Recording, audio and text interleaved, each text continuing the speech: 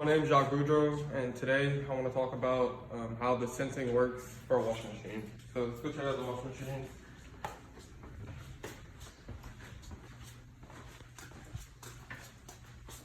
So the sensor that's used to sense the drum speed of the washing machine is called a rotary Hall effect sensor. They actually have these sensors in two different spots on the washing machine. One of them is behind this dial right here, and the other one is behind this drum mechanism.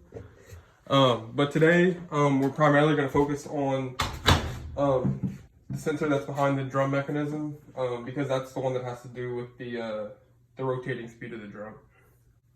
So this Hall effect sensor that's behind the drum assembly, it works by, it's basically a magnetic pickup tachometer.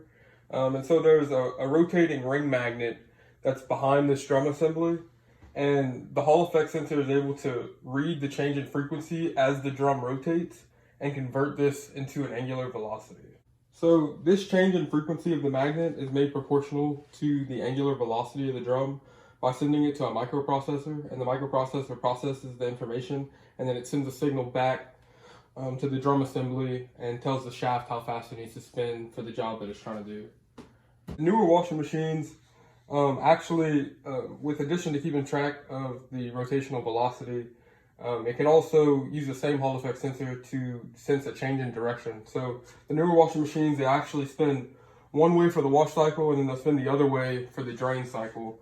And so the way that the Hall effect sensor can do these two things at once is it creates two different signals based off of the rotating of the magnet of the drum.